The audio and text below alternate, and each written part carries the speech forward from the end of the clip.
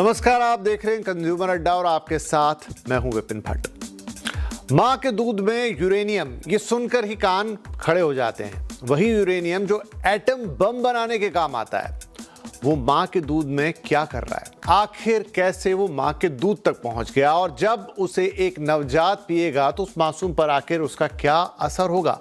मामला बिहार का है, जहां 6 जिलों में ब्रेस्ट मिल्क के सैंपल लिए गए और हर सैंपल में यूरेनियम की मौजूदगी थी।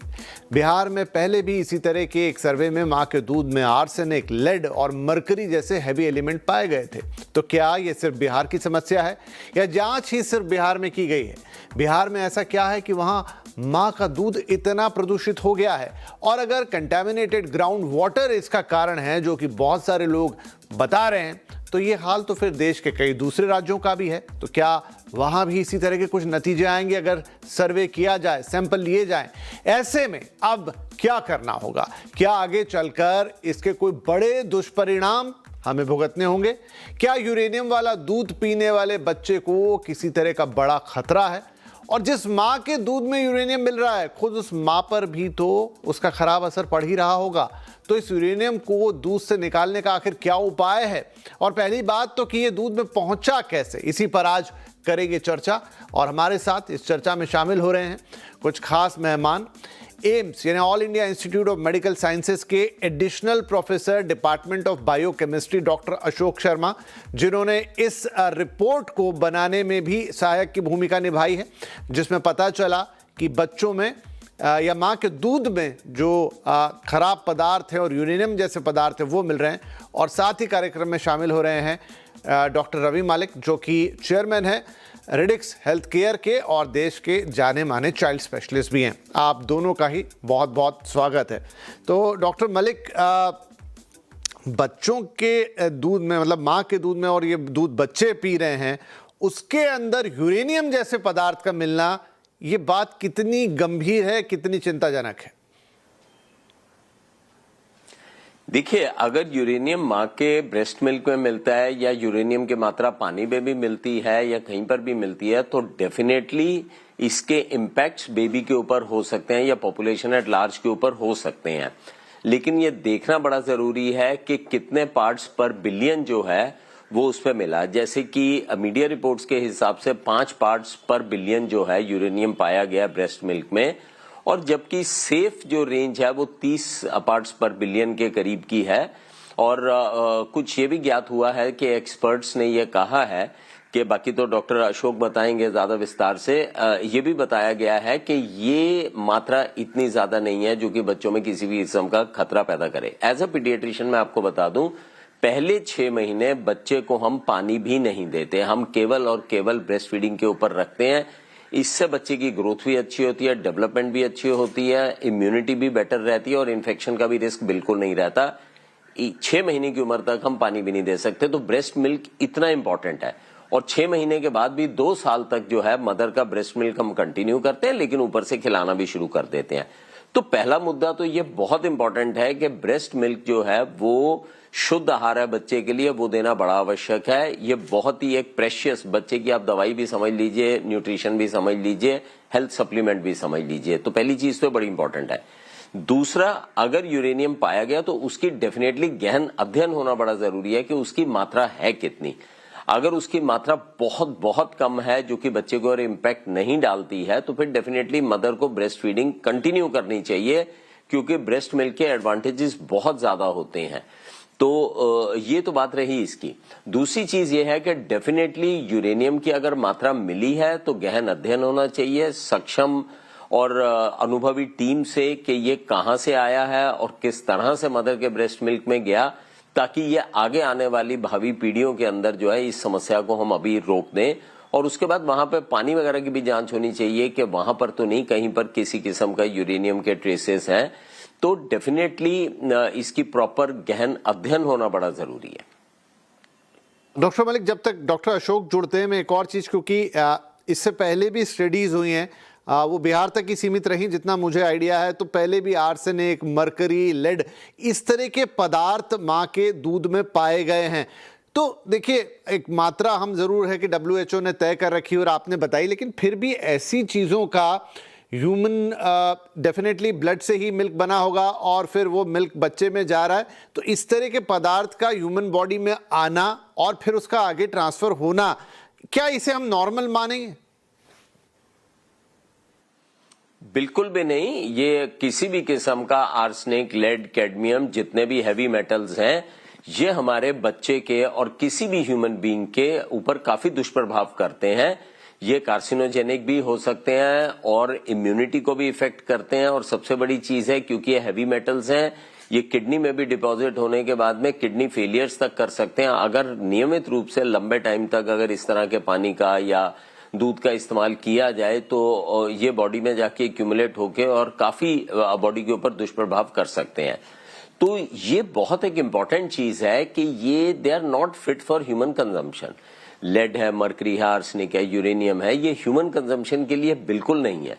और अगर ये आ रहे हैं तो डेफिनेटली इसकी पूरी बायोकेमिकल जांच होनी चाहिए। जनरली पानी के थ्रू आ रहे हैं या कोई फूड आइटम्स ऐसी हैं जिनके थ्रू आ रहे हैं या कहीं पर कोई पेस्टिसाइड्स या कोई इस तरह की दवाइयां इस्तेमाल हो रही हैं जिससे कि वो डाइट में आ जाते हैं और परेशान करते हैं, ये एक बहुत इंपॉर्टेंट चीज है। इसकी इन्वेस्टिगेशन होनी चाहिए और इन्वेस्टिगेशन होने के बाद में जब हमें इनकी सोर्स डिटेक्ट हो जाए कि ये कहां से आ रहे हैं और ह्यूमन बॉडी में कहां से जा रहे हैं, क्योंकि देखो अगर मदर के मिल्क में भी आ रहे हैं तो कहीं ना कहीं से तो आ रहे होंगे, मदर के खान पान से या तो आ रहे होंगे या मदर के पानी के अंदर से मदर की बॉडी में जा रहे होंगे। तो जहां पर भी जा रहे हैं उसको हमारे को पकड़ना बड़ा जरूरी है। और एक बार हम उसको पकड़ते हैं और उसके बाद भी मॉनिटर रेगुलर हमें करना चाहिए। हर 3 महीने 6 महीने में जांच करनी चाहिए कि क्या इन पदार्थों का ब्रेस्ट मिल्क से आना जो है वो बंद हो गया कि नहीं हो गया है।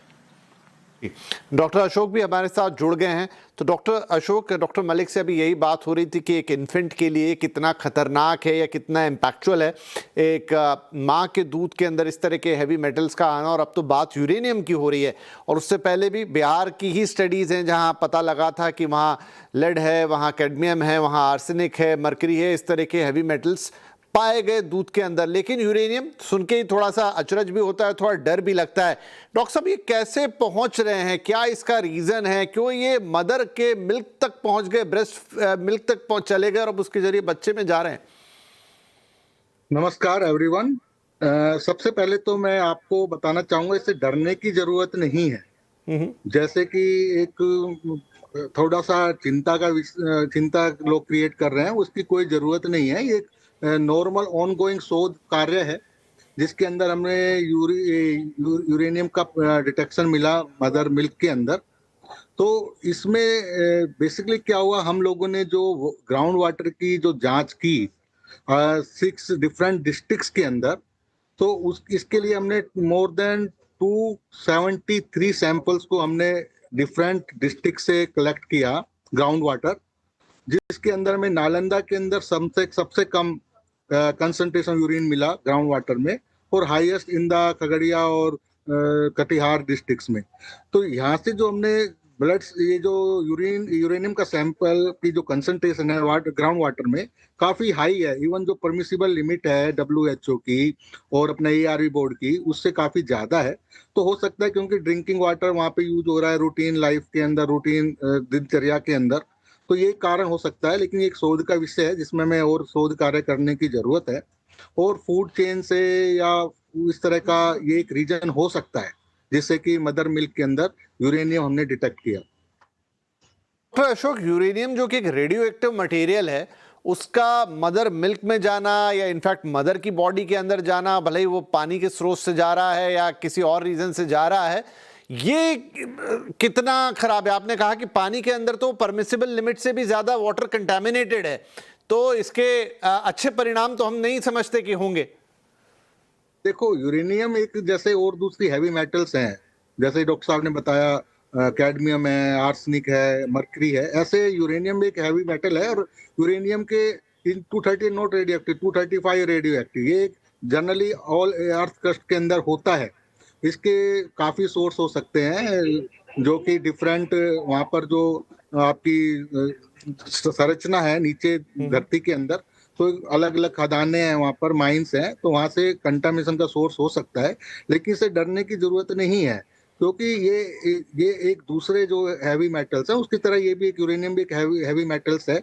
और अच्छी बात क्या है कि जो मैक्सिमम यूरेनियम है वो आपका यूरिन के थ्रू एक्सक्रीट हो रहा है, ये रिटेन नहीं हो रहा। तो मदर मिल्क में आ रहा है, ये थोड़ा सा जांच का विषय है भाई। लॉन्ग टर्म में जैसे डॉक्टर रवि अभी बता रहे थे कि ये लॉन्ग टर्म में एक स्टडी करने की जरूरत है। फेज 2 के अंदर हम लोग प्लान भी कर रहे हैं कि इसका लॉन्ग टर्म में क्या इफेक्ट पड़ सकता है नवजात बच्चों के ऊपर। तो ये सारा फर्दर सोच नहीं, ये डॉक्टर साहब ये बड़ा इंपॉर्टेंट सवाल है। मैं डॉक्टर मलिक को भी इसमें इन्वॉल्व करता हूं कि डॉक्टर मलिक जो अभी डॉक्टर अशोक बता रहे हो, मैंने भी वही पढ़ा, हालांकि यू पीपल नो बेटर, कि जो ज्यादातर इस तरह के हैवी मेटल्स आ भी जाते हैं बॉडी में कंटेमिनेटेड वाटर या मे बी कंटेमिनेटेड फूड की वजह से, वो यूरिन के थ्रू, स्टूल के थ्रू निकल जाते हैं। बॉडी का एक अपना मैकेनिज्म है, लेकिन अगर वो मदर के मिल्क में पहुंच गए, इसका मतलब है कि बॉडी उसका एब्जॉर्प्शन कर रही है। हो सकता है आज बात चिंता की ना हो, लेकिन एक जगह निकला है और अभी तो पूरा देश है, इतना बड़ा देश, और भी राज्यों में कभी जांच हो और वहां ऐसी चीजें निकले। तो आज की मौजूदा स्थिति को देखते हुए आप इसे कितना और शोध का विषय मानते हैं कि इसकी जांच होनी चाहिए और इसके रूट कॉज तक पहुंचना चाहिए? देखिए एक सक्षम और अनुभवी टीम से इसकी जांच तो होनी चाहिए, वो तो बहुत बहुत आवश्यक है, क्योंकि इस चीज को लाइटली नहीं लेना चाहिए। दूसरी चीज है, जब भी कोई हैवी मेटल बॉडी में जाता है, जैसे यूरेनियम का एग्जांपल ले लें, जब वो अंदर जाता है तो इंटेस्टाइन से केवल 0.2% ही जो है वो एब्जॉर्ब होता है इंटेस्टाइन से, बाकी वो फीसिस में वेस्ट होकर निकल जाता है। तो ये जो लगभग 2% एब्जॉर्ब होता है वो फिर बॉडी के अंदर प्लाज्मा प्रोटीन से बाउंड होकर सर्कुलेट करता है और कुछ किडनी के थ्रू बाहर भी चला जाता है। लेकिन कुछ लेवल्स जो हैं वो प्लाज्मा के अंदर फ्री भी रह जाती हैं, जो कि फिर मेमोरी ग्लैंड्स में जाती हैं और मिल्क में चली जाती हैं। ये बात बिल्कुल ठीक है कि बॉडी में से हैवी मेटल का मिल्क में जाने की संभावना कम रहती है, क्योंकि कुछ तो एब्जॉर्ब ही नहीं होता, जो एब्जॉर्ब होता है वो किडनी से भी निकल जाता है, लेकिन फिर भी जो रेजिडुअल रह जाता है वो मिल्क में जा सकता है। तो अगर मिल्क के अंदर कोई भी इस तरह के पदार्थ का पाया जाना मिलता है तो डेफिनेटली इसका शोध होना चाहिए, बहुत गहन अध्ययन होना चाहिए। क्योंकि ये अगर एक लिमिट से ज्यादा है और कितनी मात्रा में ये आ रहा है वो भी देखना बड़ा जरूरी है। और अगर लगता है कि इसकी मात्रा ज्यादा है या डेंजरस लेवल पे है तो उसके लिए एक्शन लेना बड़ा जरूरी है। तो डेफिनेटली इसके अंदर एक प्रॉपर टीम, जिसमें कि डॉक्टर्स हों, पीडियाट्रिशियंस हों और साथ में बायोकेमिस्ट हों, ये सब जो है पूरा घोर अध्ययन करें। जब आपको तो डॉक्टर साहब यहाँ पे एक सवाल और आता है मन में कि मान लीजिए अभी तो आपने कहा कि वो मात्रा इतनी ज्यादा नहीं निकली, WHO ने 30 माइक्रोग्राम बोला और यहाँ 5 से भी कम है, लेकिन अगर ये मात्रा धीरे धीरे बढ़ती है या जो भी लिमिट के पास पहुंचती, क्रॉस करती है, क्या इंपैक्ट हो सकता है एक बच्चे के ऊपर जो इस तरह का ब्रेस्ट मिल्क फेड करेगा जिसके अंदर इस तरह के पदार्थ हो? देखिए, किसी भी किस्म का रेडियो एक्टिव पदार्थ है या हैवी मेटल है, अगर वो बॉडी में जाता है तो उसके तो दुष्परिणाम वो कर ही सकता है। और दुष्परिणाम जो है वो पूरा स्पेक्ट्रम है दुष्परिणामों का। वो बॉडी के सारे ऑर्गन्स को भी इफेक्ट कर सकता है, खासकर किडनी, लिवर के ऊपर भी इफेक्ट कर सकता है, क्योंकि डेफिनेटली वो लिवर में भी जाएगा, वहां पे मेटाबॉलिज्म होता है, किडनी के थ्रू एक्सक्रीशन होती है, वहां पर भी वो इम्पैक्ट डाल सकता है, बॉडी के इम्यून सिस्टम के ऊपर भी इम्पैक्ट डाल सकता है। और कई बार जो है ये कार्सिनोजेनिक भी हो सकते हैं। लेकिन ये इम्पैक्ट तभी डालेंगे जब इनकी मात्रा डेफिनेटली एक डेंजरस लेवल में आएगी, एक लेवल से ज्यादा होगी। ये तो पहली चीज हो गई। दूसरा ये है कि जब भी हमारे को पता चल गया कि ये आ रहे हैं तो उनकी सोर्स डिटेक्ट करना बड़ा जरूरी है।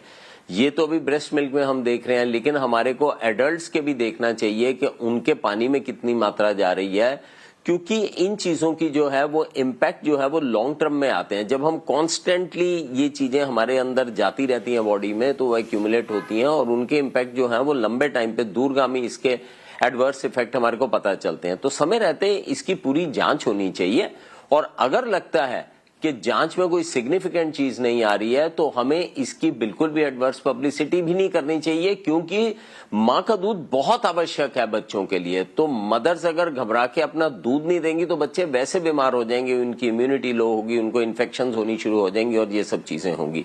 तो ये एक तरह से दो धारी तलवार है, जिसका की सोल्यूशन ही यही है कि हमारे को प्रॉपर जांच करके पता करना चाहिए कि ये आ कहां से रहे हैं, आ रहे हैं तो किस मात्रा में आ रहे हैं और डेंजरस लेवल में है कि नहीं है। अगर ये नहीं है तो फिर हमारे को ब्रेस्ट फीडिंग को एनकरेज करना चाहिए, क्योंकि ब्रेस्ट फीडिंग एनकरेज करना ही बच्चे के स्वास्थ्य के लिए नहीं, डेफिनेटली डॉक्टर मलिक, तो वो तो एक आई थिंक एक बहुत अवेयरनेस अभी लोगों में आ भी चुकी है और आपने भी बताया, और वो बात तो है, हम भी इस कार्यक्रम में लगातार यही कह रहे हैं कि ब्रेस्ट फीडिंग तो बिल्कुल एक बच्चे के लिए अमृत की तरह है। जैसा डॉक्टर साहब ने शुरुआत में कहा कि शुरू के 6 महीने तो पानी भी नहीं, और उसके बाद भी 2 साल तक लगातार, क्योंकि वहां से जो इम्यून सिस्टम डेवलप होता है और रोगों से लड़ने की जो क्षमता उस दूध के जरिए आती है एक बच्चे के अंदर, वो दुनिया में कोई और चीज दे नहीं सकती। बहरहाल डॉक्टर अशोक, कोई खास कारण कि बिहार में ही ये सैंपल्स लिए गए, सर्वे किया गया? क्योंकि जहां तक सिर्फ वाटर कंटेमिनेशन की बात है तो हमारे बहुत सारे नॉर्थ इंडियन स्टेट भी हो गए, इवन दूसरे स्टेट्स भी जहां पर आजकल का खेती होती है, काफी हैवी फर्टिलाइजर्स यूज होते हैं, वहां पर भी वाटर कंटेमिनेशन की बातें आती हैं। तो कोई खास कारण कि बिहार को चुना गया? नहीं विपिन जी, इसमें कोई खास कारण नहीं है, क्योंकि ये यूरेनियम का डिटेक्शन भूजल में और भी दूसरे स्टेट्स में हुआ है, राजस्थान में हुआ है, महाराष्ट्र में हुआ है। एक जैसे ये स्टडी एक्चुअली जो हमने कंडक्ट की है महावीर कैंसर संस्थान पटना, एम्स, और इसमें काफी अदर यूनिवर्सिटीज इन्वॉल्व हैं। तो ये एक स्टडी, और ये गवर्नमेंट ऑफ इंडिया का ही प्रोग्राम है। Indian council medical research time पर इस तरह की स्टडी, इस तरह के प्रोजेक्ट फंड करती रहती है, जिससे कि जो डेटा आता है वो डेटा हेल्प करता है फ्यूचर गवर्नमेंट पॉलिसीज को बनाने में। और कोई अगर ऐसा कोई एडवर्स इफेक्ट दिखाई देता है, ऐसी चीजें हमें मिलती है, तो उसको कैसे उसके अगेंस्ट पॉलिसी बना सकें, कैसे अच्छे प्रोग्राम चला सके। जैसे गवर्नमेंट ऑफ इंडिया ने ऑलरेडी ही बहुत अच्छा जल शक्ति मिशन के द्वारा चलाया हुआ है कि हर जल नल और उसमें जल, जिससे साफ और स्वच्छ पानी मिल सके। अब ये डेटा से घबराने की जरूरत नहीं है, लेकिन इससे हमें ये तो पता लगा कि भाई इस वाले एरिया में यूरेनियम का कंसंट्रेशन ज्यादा है, और इस एरिया में हम और अच्छी सप्लाई, वाटर सप्लाई को मेंटेन कर सकें, वहाँ के लोगों को अवेयर और जागरूक कर सकें कि जिससे कि वो उस तरह के भूजल का सेवन ना करें। और इससे हमें एक और फायदा होगा कि जो हमारा रेन वाटर है, जो हर साल हमारा वेस्ट हो जाता है, we aware the public society की how to harvest the rain water, क्योंकि वो वाला पानी जो रेन वाटर होता है काफी साफ होता है, उसको स्वच्छ करने में भी कॉस्ट कम आती है, और वो जितने भी हैवी मेटल्स वगैरह उससे फ्री होता है। तो ऐसा कोई खास कारण नहीं है कि बिहार ही चूज किया। एक स्टडी डिजाइन की थी जिसके अंदर हमने नियर बाई एरिया को सिलेक्ट किया, जहाँ पर ऑलरेडी माइनिंग वगैरह ज्यादा होती हैं। तो लकली हमको ये ब्रेस्ट मिल्क के अंदर ये डिटेक्ट हुआ। तो ऐसा कोई इसमें मेन वजह ऐसे नहीं कि बिहार ही किया, कहीं भी हो सकता है, but this is a good information जिसको हम ह्यूमन हेल्थ के केयर के लिए अच्छे तरीके से नए प्रोग्राम बनाने में और उनके वेलफेयर में यूटिलाइज कर सकते हैं। नहीं बिल्कुल, और ये एक अच्छी चीज है। और देखिए एक बड़ी, देखिए पर्टिकुलर तो फोकस हो गया कि ये मदर मिल्क में निकल गया, इसलिए थोड़ा हल्ला इस पर ज्यादा मच गया, थोड़े कान खड़े हो गए, और आज हम बैठ के चर्चा भी कर रहे हैं। लेकिन ग्राउंड वाटर कंटामिनेशन तो इस देश में एक हकीकत भी है, और उसके कारण हमने देखा है कि बहुत सारे रोग, कई बार तो बात कैंसर पे भी आ जाती है कि कैंसर होने के एक प्रमुख कारण में माना जा रहा है कि ग्राउंड वाटर कंटामिनेशन हो रहा है। बहुत सारे गांव वगैरह में जो कैंसर केसेस निकल रहे हैं उसके पीछे कहीं ना कहीं reason contaminated heavy ground water है, जिसमें केमिकल फर्टिलाइजर सब मिल रहे हैं। तो एक बड़ी समस्या की तरफ भी ये इशारा करता है। एक छोटा ब्रेक लेंगे और ब्रेक के बाद थोड़ा उस स्पेक्ट्रम को वाइड करके देखेंगे कि ये एक समस्या बहुत बड़ी है और समय रहते इस पर काम करना जरूरी। अच्छी बात है कि ये सर्वे हुआ ताकि बात सामने आई, और आगे इस पर काम जरूरी है ताकि पूरे देश को भी, चाहे बच्चे हों, चाहे माताएं हों, चाहे ओवरऑल पॉपुलेशन हो, कंटामिनेटेड ग्राउंड वाटर उसके इम्पैक्ट से बचाया जा सके। Welcome back. मां के दूध में यूरेनियम, और ये एक बड़ी चिंता का विषय। लेकिन हमारे दोनों एक्सपर्ट अभी कह रहे हैं कि अभी फिलहाल जो मात्रा मिली है उससे घबराने की जरूरत नहीं है। हाँ, उस पर आगे शोध की जरूरत है कि ऐसा क्यों, कहां से आ रहा है, कि भविष्य में बढ़ तो नहीं जाएगा। लेकिन फिलहाल अलार्म हमने ले लिया है, लेकिन हम ये नहीं कह रहे हैं कि उसकी वजह से ब्रेस्ट फीडिंग रोक दी जाए या बहुत कोई ड्रास्टिक कदम उठाया जाए या बहुत ज्यादा चिंता में पड़ा जाना। क्विकली एक सवाल आप दोनों से ही लूंगा। ब्रेक से पहले भी मैंने जिक्र किया डॉक्टर मलिक के, ग्राउंड वाटर कंटामिनेशन हमारे देश में बड़ी बीमारियों का कारण बन रहा है। ठीक है कि ये एक सैंपल बिहार से इकट्ठा किया गया, मदर्स मिल्क की बात आई तो हम उस पर एकदम चर्चा पे आ गए क्योंकि बच्चों की बात है तो सेंसिटिव होती है। लेकिन एक बड़े पैमाने पर इस पर शोध की जरूरत है क्योंकि ये देश के स्वास्थ्य का मामला है। डेफिनेटली इसमें भी शोध की जरूरत है। अगर हम पॉल्यूटेंट्स की बात करें, जो ये हैवी मेटल्स वगैरह हैं, इनकी सोर्सेस कई तरह से आती हैं। एक तो ग्राउंड वाटर, आपकी बात बिल्कुल सही है, ग्राउंड वाटर से ये आ सकती हैं। उसके बाद एयर पॉल्यूटेंट्स भी, एयर पॉल्यूशन में भी हैवी मेटल्स होते हैं जो कि हमारे शरीर में जा सकते हैं, और आजकल एयर पॉल्यूशन की मात्रा बहुत ज्यादा है, तो वहां से भी ये हमारे फेफड़ों में जा सकते हैं और वहां से बॉडी में एब्जॉर्ब हो सकते हैं, खाने की चीजों में जा सकते हैं। कई बार सस्ते कॉस्मेटिक्स हैं जिनमें कि ये इनका इस्तेमाल होता है और वो भी जा सकते हैं। कई बार हमारे जो पेंट पॉलिश, कई बार बच्चे थोड़ा ले लेते हैं, खा लेते हैं, जिसको हम पाइका कहते हैं, उससे भी जा सकते हैं। तो सोर्सेस काफी सारी हो सकती हैं, तो हर सोर्स के ऊपर हमें ध्यान रखना बड़ा जरूरी है। Ground water contamination definitely is a problem, उसको हमें टैकल करना चाहिए। एयर पॉल्यूशन को कम करना बड़ा जरूरी है, और कोई भी ऐसे खाने हैं जिसमें कि पेस्टिसाइड्स इस्तेमाल हो रहे हैं या और दवाइयां इस्तेमाल हो रही हैं जिनसे कि हार्मफुल चीजें हमारी बॉडी में जा सकती हैं, उनके ऊपर भी हमारे को रोक लगानी बड़ी जरूरी है। और जितने भी सस्ते कॉस्मेटिक्स हैं या कोई इस तरह की दवाइयां भी कुछ इस तरह की अगर मिलती हैं जिनमें कि हैवी मेटल्स पाए जाते हैं, उनका भी बैन होना बड़ा जरूरी है। तो ये मल्टीपल सोर्स के ऊपर अटैक करना पड़ेगा, ये मल्टी प्रोंग अप्रोच हमारे को रखनी पड़ेगी, ताकि हमारे शरीर में जो भी चीज जा रही है वो हेल्दी चीज जाए और कोई भी ऐसी चीज ना जाए which is not for human consumption. Right doctor Ashok, मैं बिल्कुल इत्तेफाक रखूंगा डॉक्टर मलिक की बात से। हवा, पानी और भोजन, यही तीन प्रमुख चीजें जो हमारे अंदर जाती हैं। हवा के पॉल्यूशन से हम सब रूबरू हैं, अभी सर्दियों के ही दिन चल रहे हैं। पानी में भी पॉल्यूशन की बात होती ही रही है, और खाना भी इन दिनों काफ़ी कंटामिनेटेड, आउटसाइड फूड, ये वो बहुत सारी बात हो रही है। क्या एम्स आगे इस तरह की और स्टडीज़ करता हुआ हमें नजर आएगा जहां बात सिर्फ पानी तक लिमिटेड नहीं रहेगी, anything which harm your body, और जो हम ले रहे हैं रोजमर्रा में उन सबकी शोध जांच होती हुई नजर आएगी? विपिन जी, आपको पता है एम्स तो लीडिंग इंस्टीट्यूट है मेडिकल रिसर्च में, जहाँ से हमारे doctor scientist day night hard work करते हैं और बहुत अच्छी अच्छी स्टडीज ऑलवेज एम्स के रिसर्चर्स और क्लिनिशियंस पब्लिश करते रहते हैं। और डेफिनेटली इस एरिया में भी हमारी एम्स की टीम्स, क्लिनिशियंस मिलके और दूसरे इंस्टीट्यूट का कोलैबोरेट करके इस दिशा में आगे बढ़ेंगे। और ये एक नीड ऑफ आवर है, हमें इसकी तरफ ज्यादा ध्यान देना पड़ेगा, जैसे डॉक्टर रवि जी ने बोला। और रिसर्च का फायदा ये कोई पैनिक करने का नहीं है, एक अवेयरनेस प्रोग्राम है। एटलीस्ट हम ये पता लगा तो हम लोग डिस्कस कर रहे हैं इस चीज पे। जैसे लोएस्ट कॉस्मेटिक्स हैं, इसमें क्रोमियम का बहुत ज्यादा इस्तेमाल होता है। तो हमें इस टाइप के प्रोग्राम सिर्फ गवर्नमेंट की जिम्मेवारी नहीं है, ये पूरे समाज की, हम सब लोगों की जिम्मेवारी है कि किस तरह से हम आसपास के एनवायरनमेंट को स्वच्छ रखने में योगदान दें, पेड़ पौधे लगाएं, रेन वाटर को हार्वेस्ट करें। और इस तरह से हम मिलके अगर इस प्रॉब्लम के अगेंस्ट फाइट करेंगे तो डेफिनेटली वी विल विन। और एम्स तो हमेशा इसमें अग्रणी है और आगे भी इस तरह से कंट्रीब्यूट करता है। पूरी बातचीत का पर्पस भी ये था कि लोगों को ऐसी चीज़ों के बारे में जब जागरूकता होगी तो अवेयर होते हैं अपने स्वास्थ्य के बारे में भी और अपने आसपास के एनवायरनमेंट के बारे में भी, ताकि उन्हें फर्स्ट हैंड एक इन्फॉर्मेशन हो और कोई मिसलीडिंग इन्फॉर्मेशन ना जाए। जैसा आप लोगों ने कहा कि अभी ये स्टडी हुई है, घबराने की जरूरत नहीं है। ब्रेस्ट फीडिंग अपने आप में एक बहुत ही उत्तम चीज़ है जो होती रहेगी, डॉक्टर साहब ने भी अभी कहा। लेकिन हाँ, आगे और शोध का विषय है कि इस तरह के हैवी मेटल्स अगर मिल रहे हैं तो उनका पता लगाया जाए, और ओवरऑल बड़े स्पेक्ट्रम में जो अभी आखिर में बात हुई उस पर भी काम करने की जरूरत है। और आप और हम सब जब इस पर जागरूक रहेंगे तो जरूर इस पर बातें आगे बढ़ेंगी, क्योंकि आपके और हमारे स्वास्थ्य का सवाल है। बहुत बहुत धन्यवाद डॉक्टर अशोक, डॉक्टर मलिक, आप दोनों का ही इस बहुत ही उपयोगी चर्चा के लिए। नमस्कार।